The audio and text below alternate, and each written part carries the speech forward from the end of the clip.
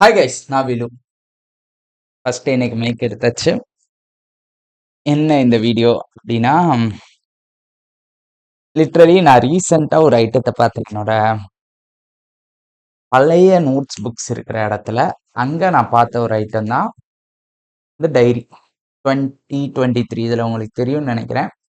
2023 அப்போ நான் யூஸ் பண்ண ஒரு டைரி என் கண்ணுக்கு சிக்கிச்சு.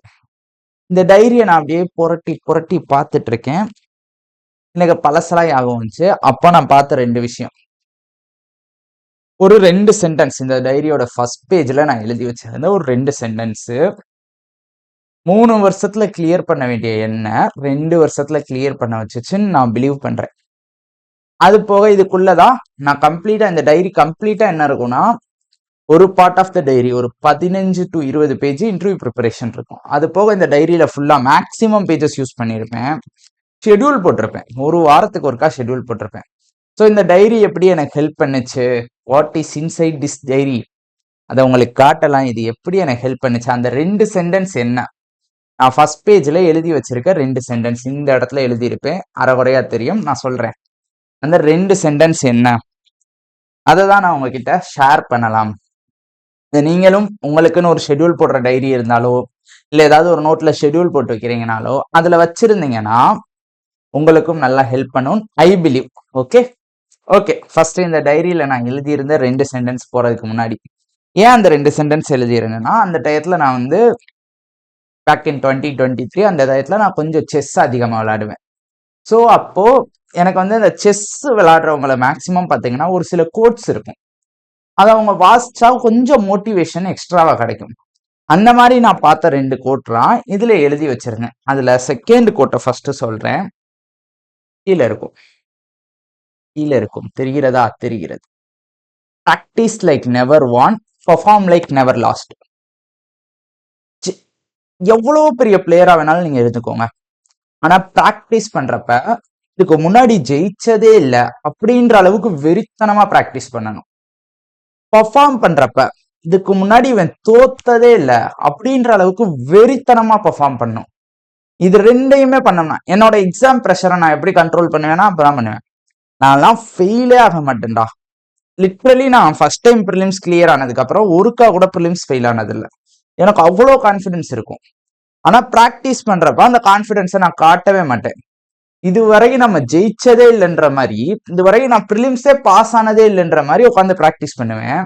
அதே எக்ஸாம் எழுதுறப்ப இதுவரைக்கும் நான் ஃபெயிலே ஆனதில்லை அந்த மாதிரி பெர்ஃபார்ம் பண்ணும். ஓகேவா? ஸோ இந்த சென்டென்ஸ் வந்து எப்போனா எக்ஸாம் எழுதுறப்ப ஹெல்ப் பண்ணும். படிக்கிறப்ப எந்த சென்டென்ஸ் ஹெல்ப் பண்ணுச்சு, அதான் நான் ஃபர்ஸ்ட் எழுதியிருந்த சென்டென்ஸ்.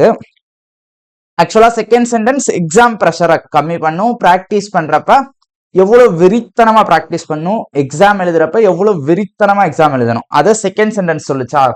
ஃபர்ஸ்ட் சென்டென்ஸ் நான் எழுதியிருந்த சென்டென்ஸ் பாத்தீங்கன்னா தெரியும்னு நினைக்கிறேன். those who sweat more in என்ன இது peace, those who sweat more in peace bleed less in war.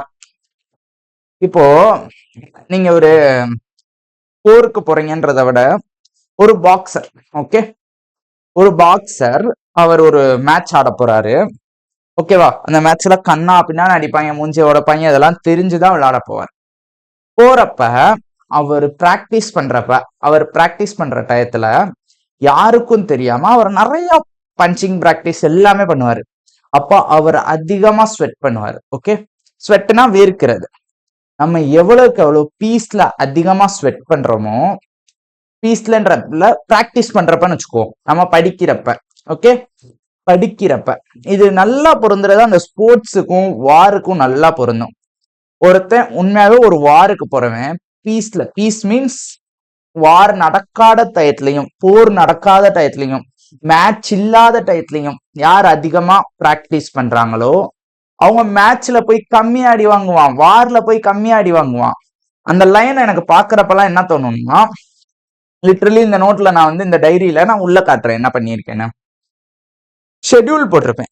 Schedule எடுத்து நம்ம 1 hour ஒன்ஸ் என்ன பண்ணுவோம், ஷெட்யூலை ஃபாலோ பண்றோன்ட்டு ஷெட்யூல் எடுத்துட்டு உள்ள போயிட்டு இதை படிக்கலாமான்னு தோன்றப்ப சரி படிக்க வேணாம் அப்படின்னு தோன்றப்ப என்ன ஹெல்ப் பண்ணுச்சுன்னு சொல்றேன் பாருங்க. நான் உள்ள திருப்புறப்பயே ஃபர்ஸ்ட் பேஜ்ல இது இருக்கும். இது இருக்கிறப்ப பார்த்தா என்ன நினைப்பேன், இப்போ அதிகமா நம்ம வேர்வை சிந்தினோம்னா எக்ஸாம்ல கம்மியா ரத்தம் சிந்துவோம். அதான் லிட்ரலி அந்த சென்டென்ஸோட மீனிங். யாருக்கும் 4:30க்கு எந்திரிச்சு உட்காந்து படிப்பேங்க. யார் என்ன பார்க்க போறா? 4:30க்கு எந்திரிச்சு உட்காந்து படிப்பேன். படிக்கிறப்ப நான் என்ன யோசிப்பேன்னா, ஒண்ணு, இப்போ நம்ம எவ்வளவுக்கு எவ்வளவு அதிகமா படிக்கிறோமோ யாருக்கும் தெரியாது. ஆனா நான் பாஸ் பண்றப்ப, நீங்க பாஸ் பண்றப்ப அது ரொம்ப பலமா வெளியே தெரியும். நீங்க ஃபெயில் ஆனாலும் அப்படிதான் தெரியும். சரியா? சோ இந்த 2 சென்டென்ஸும் எனக்கு சொல்றது என்னன்னா, பிராக்டிஸ் பண்றப்ப வெறித்தனமா பண்ணும், பெர்ஃபார்ம் பண்றப்ப இதுதான் அங்க ரிஃப்ளெக்ட் ஆகும். காஸ் அண்ட் எஃபெக்ட்னு படிச்சிருப்பீங்க பாத்தீங்களா? நீங்க பெர்ஃபார்ம் பண்றப்ப வர எஃபெக்டுக்கான காஸ் நீங்க படிச்சப்ப நடக்கிறது. வார்ல போய் ஒருத்தர் அதிகமா ரத்தம் சிந்துறானா பிராக்டிஸ் அப்போ ஒன்னும் பண்ணலன்னு அர்த்தம். ஓகே ஓகே சரி. அப்புறம் இந்த டைரியில வேற என்ன இருக்கு அதை மட்டும் லைட்டா சொல்லிடுறேன். ஃபர்ஸ்ட் பேஜ்ல இங்க பாத்தீங்கன்னா இந்தியா மேப் இருக்கும். போர் அடிக்கிறப்போ உட்காந்து ஸ்டார்ட் பண்றதுக்கு முன்னாடி சும்மா பார்ப்பேன். இங்கதான் பொம்பை இருக்கா, இங்கதான் பூனே இருக்கா, இங்கதான் மத்திய பிரதேஷ் இருக்கா, இதுதான் உத்தரப்பிரதேஷ். உத்தரப்பிரதேஷ் சிஎம் யாரு? யோகி ஆதித்யநாத். அங்கதான் ராமர் கோயில் கட்டினாங்க. வெஸ்ட் பெங்கால் சிஎம் யாரு? மமதா பானர்ஜி. இந்த 7 சிஸ்டர்ஸ் யார் யாரு? மிசோரம், மணிப்பூர், அசாம். இதெல்லாம் இப்படியே பாக்குறப்பே சிஏக்கு ஒரு இடத்துல ஹெல்ப் பண்ணும். அதே மாதிரி லாஸ்ட் பேஜ் பாத்தீங்கன்னா வேர்ல்டு மேப் இருக்கும். இந்த டைரியை பார்த்துட்டு மேல ப்ராடக்ட் லிங்க் இருக்கும் அப்படிலாம் சொல்லுவேன்னு எதிர்பார்க்காதீங்க. எனக்கு இந்த டைரி எப்படி கிடைச்சிச்சுன்னே ஆகும் இல்ல. ஐ திங்க் எங்க அப்பாட்ட இருந்து வாங்கியிருந்தேன். தென் உள்ள என்ன பண்ணேன்னு நான் சொல்றேன். ஃபர்ஸ்ட் இயர் இன்னொன்னு, இந்த டைரியில இன்னொரு பெரிய பிளஸ் என்னன்னா, என்னோட டிராவலை மொத்தமா பார்த்த டைரி இது. லைக் ப்ரிலிம்ஸ் படிக்கிறப்ப, பேசிக் படிக்கிறப்ப இந்த டைரி யூஸ் பண்ணல. பேசிக் கிளியர் படிச்சு முடிச்சுட்டு ஃபர்ஸ்ட் இயர் எக்ஸாம் முடிச்சுட்டு அடுத்த வருஷம் 2023 கம்ப்ளீட்டா என் கூட இருந்த டைரி தான். Like prelims first year mains எழுதுறேன். மெயின்ஸ்ல ரொம்ப கம்மி மார்க்ஸ்ல ஃபெயில் ஆகுறேன். சரி, ரொம்ப அதிக மார்க் டிஃபரன்ஸ்ல ஃபெயில் ஆகுறேன். அந்த டயத்துல எப்படி படிச்சேன், அதுக்கப்புறம் பாஸ் பண்ற டயத்துல எப்படி படிச்சேன், இன்டர்வியூக்கு எப்படி ப்ரிப்பேர் பண்ணேன், இது எல்லாமே இந்த டைரியில இருக்கும். இங்க பாத்தீங்கன்னா அந்த டயத்துல என்ன படிச்சிருக்கேன் நீங்க பாருங்களேன். ஒரு நாளைக்கு மே 21ஆம் தேதினா இவ்வளவுதான் படிச்சிருக்கேன். மே 22ல இவ்வளவுதான் படிச்சிருக்கேன். இது கம்மி. ஆக்சுவலா நம்ம நம்ம என்ன படிக்கிறோன்றதை எழுதி வச்சோம்னா ரொம்ப கம்மியா இருக்கும் அட்லாஸ்ட். இப்போ என்கிட்ட சிலர் இதெல்லாம் படிக்கிறேன்னு டெய்லி இன்ஃபார்ம் பண்றப்ப கூட நான் கேட்பேன், ஏன் இவ்வளவு கம்மியா இருக்குன்னு. சோ நம்ம ஒரு விஷயத்த படிக்கிறோம், இதை தான் படிக்கிறோம்னு எழுதி வச்சோம்னா கம்மியா இருக்கும். அதே இது நான் ஷெட்யூல் போட்டா ஷெட்யூலை ஃபாலோ பண்ணுவேன்.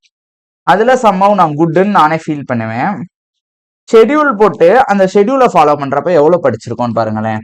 சேம் டைரி லாஸ்ட் ஓப்புன்னு போட்டிருப்பேன். நான் அபித்தன்னம் போட்ட கிளாஸ் பேரு லாஸ்ட் ஓப்பு.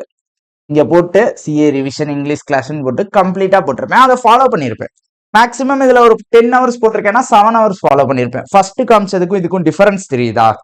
ஒரு 5 மணி நேரம் தான் ஃபுல் ஃபிளெஜா படிச்சிருப்பேன் ஃபர்ஸ்ட் காமிச்சதுல. இப்ப காமிச்சதுல ஒரு 10 மணி நேரம் to 12 மணி நேரம் ஷெட்யூல் போட்டு அதுல 10 ஹவர்ஸ் 9 ஹவர்ஸ் 10 ஹவர்ஸ் ப்ராப்பரா படிச்சிருப்போம். ஸோ ஒரு ஷெட்யூல் உங்களோட ஸ்டடிங் டைமை நல்லா டிஃபரன்ஷியேட் பண்ணும். ஷெட்யூல் இல்லாம படிக்காதுங்க. அதை நான் இந்த டைரி எடுக்கிறப்ப பார்த்தப்பதான் இன்னொன்னு புரிஞ்சது. அதுதான் நான் ஃபர்ஸ்டே சொன்னேன். நான் ஒரு 3 வருஷத்துல பாஸ் ஆக வேண்டியதை 2 வருஷமா மாத்தினது இந்த டைரி தான். ஒன்னு, எவ்ரிடே என்னோட 1 ஹவர் எக்ஸ்ட்ராவா இன்க்ரீஸ் பண்ணது இந்த கோட். ஓகேவா? ரெண்டாவது, என்னோட ஷெட்யூல் போட்டு அந்த ஷெட்யூலை ஃபாலோ பண்றதுக்கு யூஸ் பண்ண இந்த டைரி. ஸோ ப்ராப்பரா ஒரு ஷெட்யூல் போடுங்க, ப்ராப்பரா அதை ஃபாலோ பண்ணுங்க. எவ்ரி டைம் அதை ஃபாலோ பண்ணணுமா வேணாமான்றப்ப இந்த கோட்டை மனசுல கொண்டு வாங்க. எது? லூசு sweat more in peace, bleed less in war. அதே மாதிரி எக்ஸாம் போறப்ப எப்படி பிராக்டிஸ் பண்றோம், எப்படி எக்ஸாம்ல பெர்ஃபார்ம் பண்றோன்றப்ப இதையாகவும் வச்சுக்கோங்க. பிராக்டிஸ் லைக் நெவர் வான், பெர்ஃபார்ம் லைக் நெவர் லாஸ்ட். ஓகேவா? ஸோ நான் இந்த ஷெட்யூல் பார்க்குறப்ப இன்னொன்று எனக்கு என்னன்னா, ரீசெண்டாக நிறைய பேர் எனக்கு ஃபுல் ஸ்ட்ரக்சராக எப்படி படிக்கன்னு சொல்லுங்க, ஒரு ஷெட்யூல் கொடுங்கன்றது தான் கேட்குறீங்க. ஸோ ஷெட்யூல் வேணுமா? உங்களுக்கு ஒரு ப்ராப்பர் ஷெட்யூல்னா எப்படி போடணும், அந்த ஐடியாலஜி வேணும்னா கீழே கமெண்ட்ஸ்ல போடுங்க.